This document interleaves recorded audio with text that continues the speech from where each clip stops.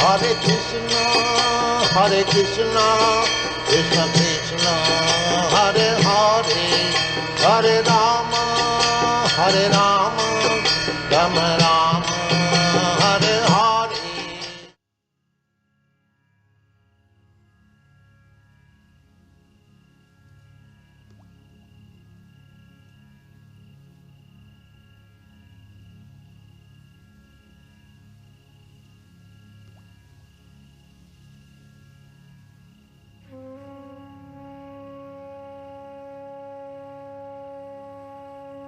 हरे कृष्णा।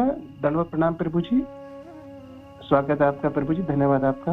लेकिन आपकी आवाज बिल्कुल नहीं आ रही प्रभु जी।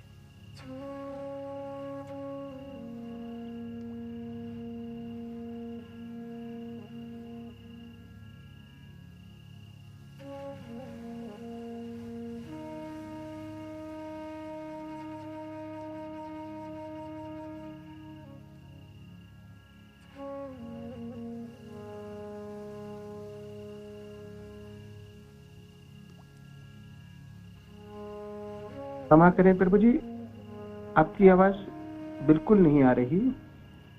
हरे कृष्णा। तो प्रभु जी पुनः आ रहे हैं, आप कृपया प्रतीक्षा करें।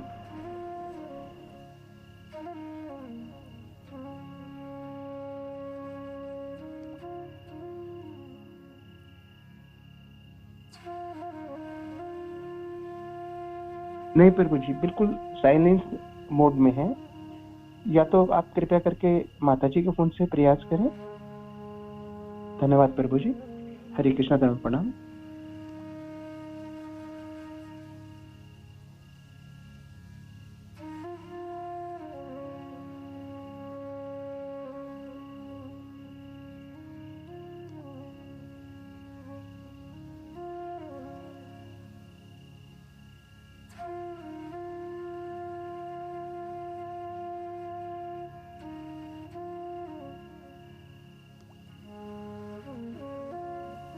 कृपया प्रतीक्षा करें, प्रभु जी बस अभी आ ही रहे हैं। धन्यवाद।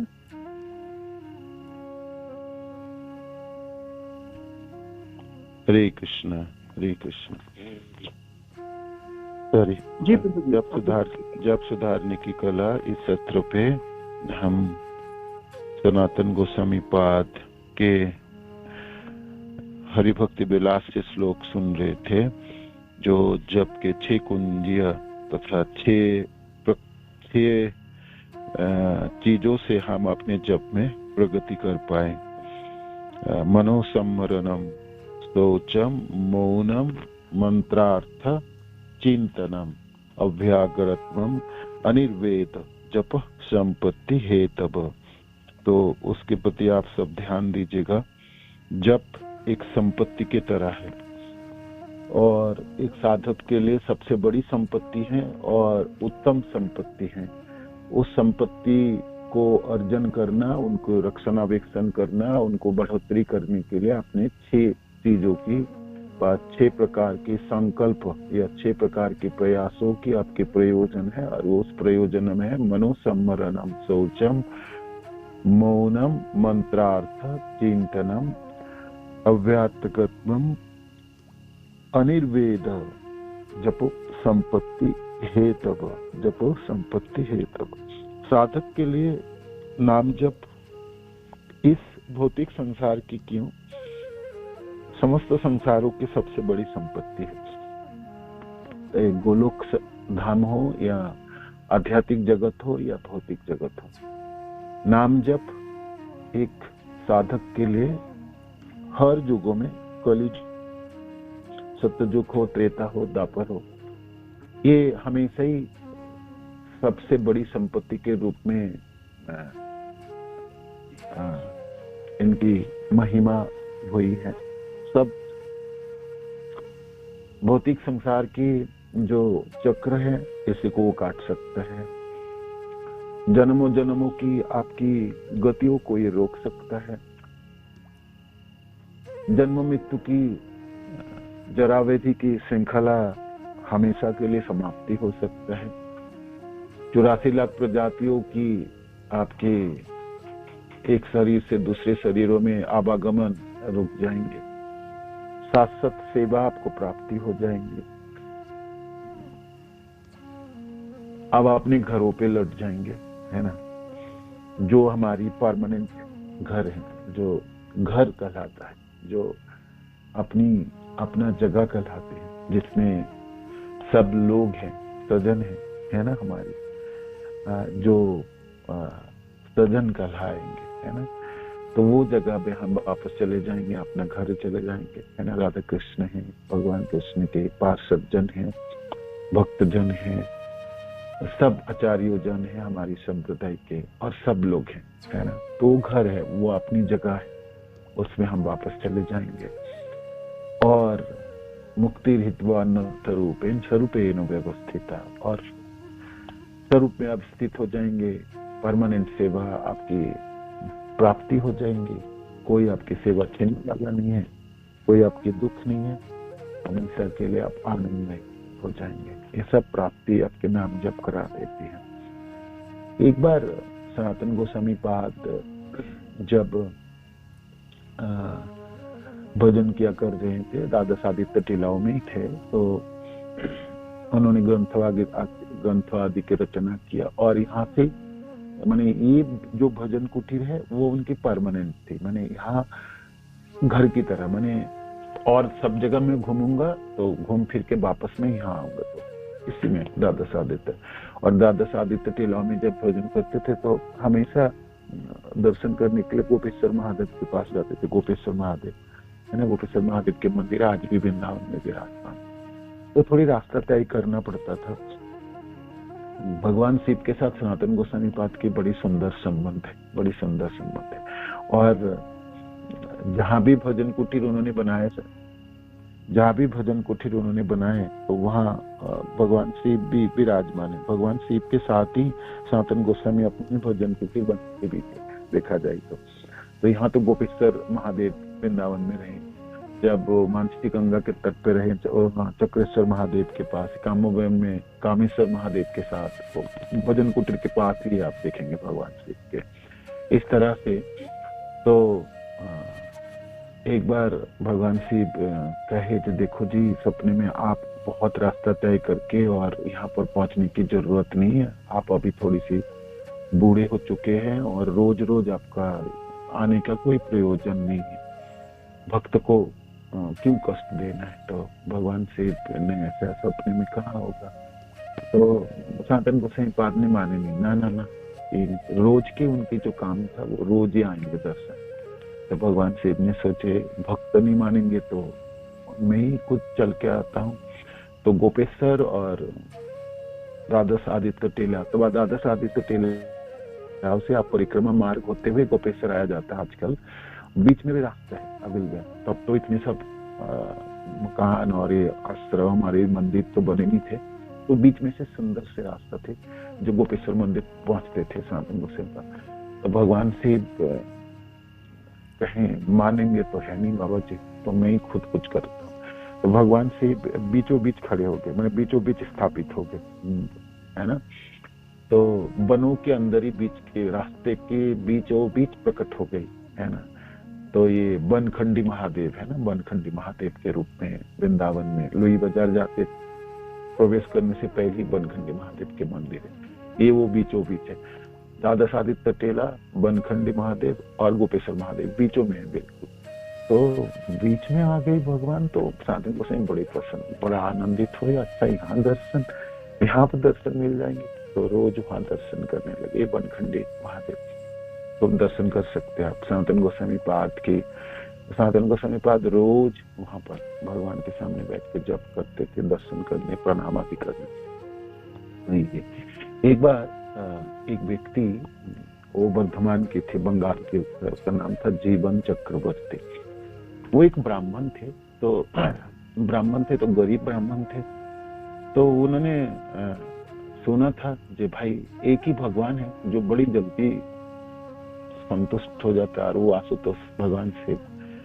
तो उन्होंने भगवान शिव से धन मांगने के लिए काशी पहुंचे। काशी उनके घर है भगवान शिव के, तो काशी आए, तो काशी में आराधना करने लगे भगवान शिव के। ब्राह्मण थे तो शिव स्त्रोत वगैरह उनको पता था, तो आराधना किए, तो भगवान शिव संतुष्ट हुए।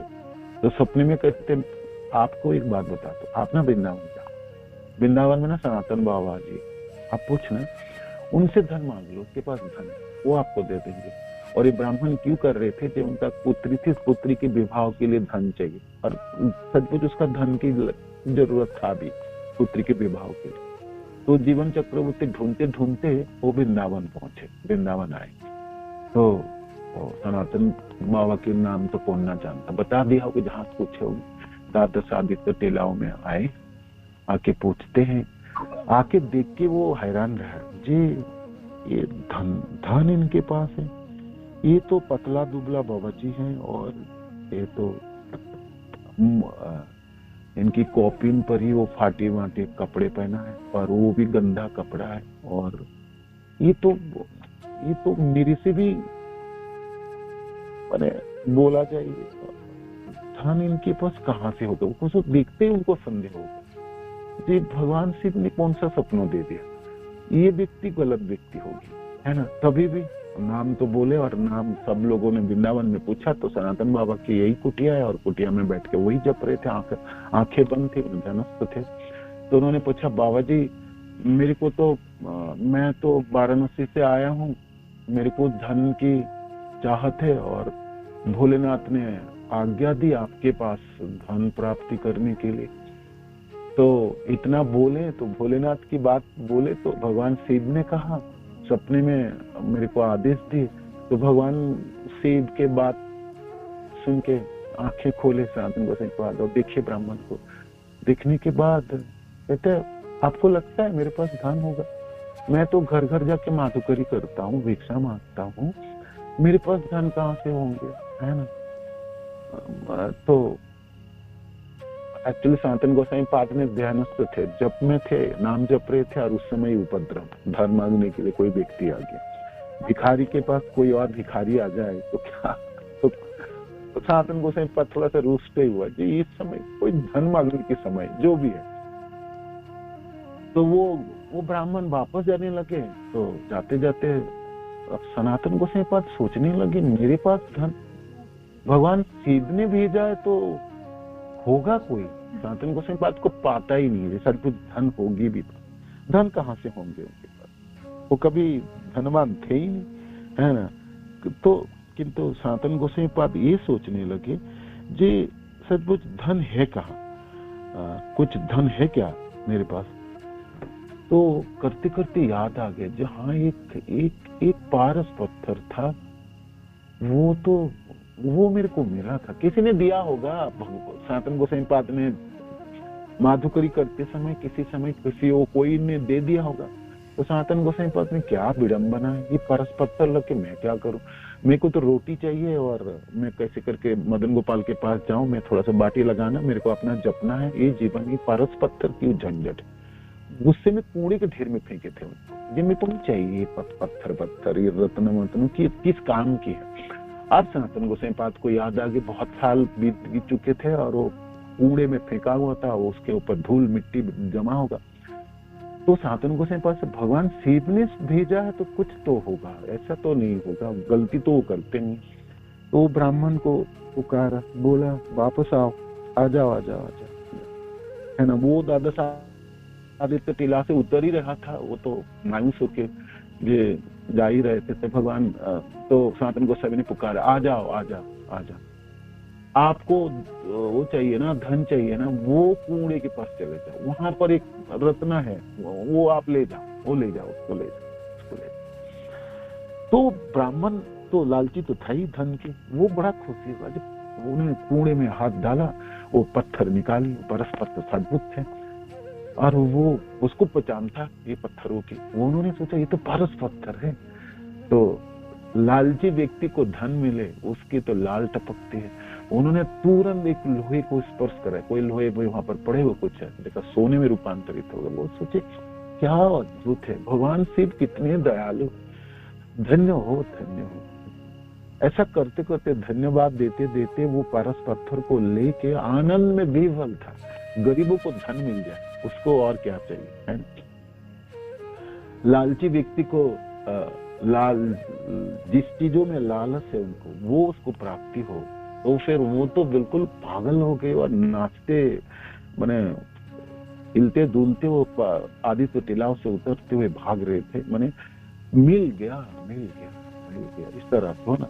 अनेकों दिनों के बाद आपको संपत्ति प्राप्ति हो जाए तो उसकी क्या भावना होगी और क्या मस्ती होगी। वो तो यमुना जी के नदी पे तट पे नाचने लगे, आनंद से नाचने लगे। नाचते नाचते उसके मनों में एक भावना आई, जी ये बाबा जी तो गरीब है, ये तो फटे पुराना कपड़े, गंदी कपड़े पहन के रखा है और पतला दुबला है और ये कुटिया में, फटे हुए कुटिया में रहता है।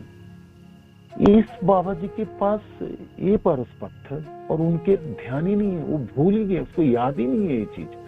ऐसे कैसे हो सकता? इनके पास तो इससे भी और कोई मूल्यवान, इससे भी मूल्यवान रत्न हो गया ना। लालची व्यक्ति के मनों में खोट तो आ ही जाता है।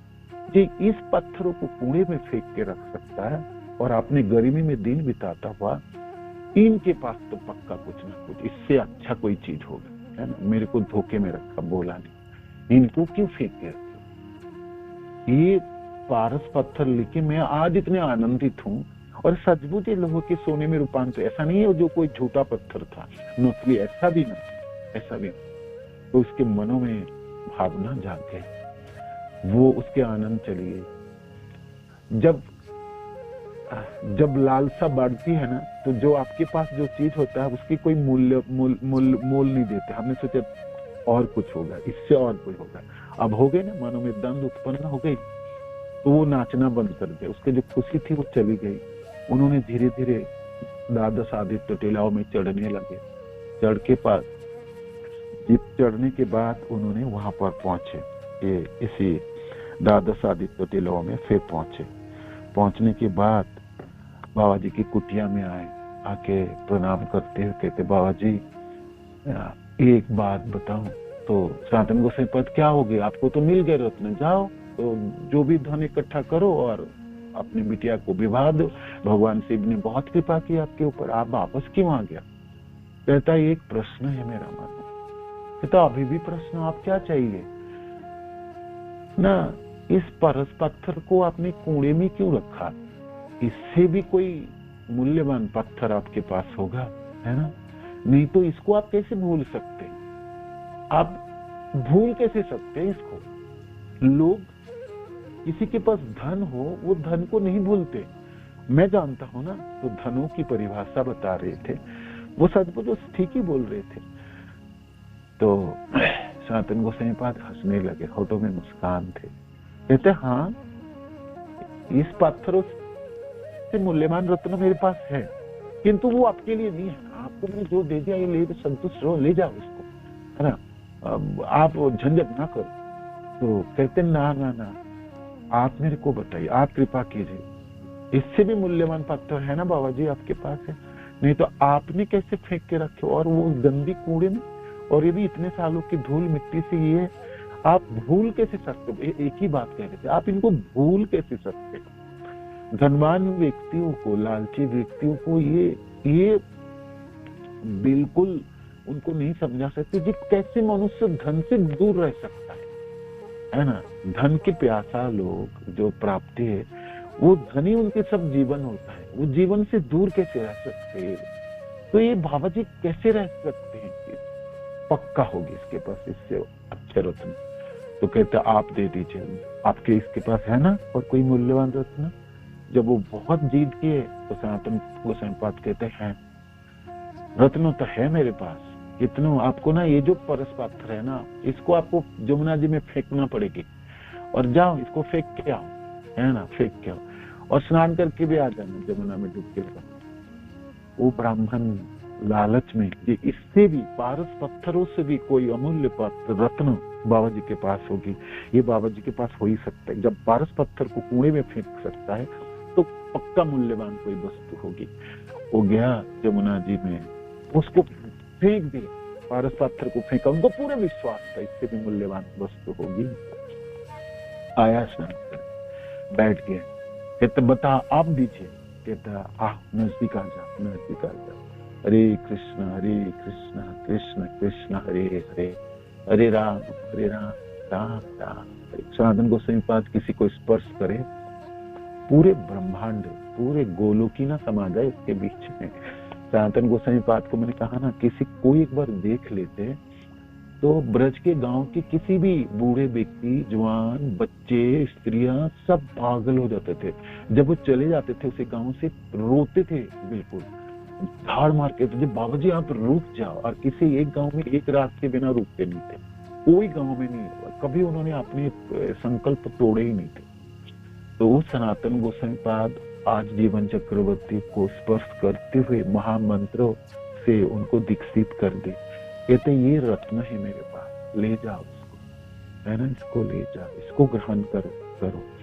सनातन गोस्वामी पाद की कृपा, द्वादश आदित्य टीलाओं में उसके वो प्रश्न, वो जगह और ये महामंत्र प्राप्ति हो गई, है ना, वो दीक्षित हो गए।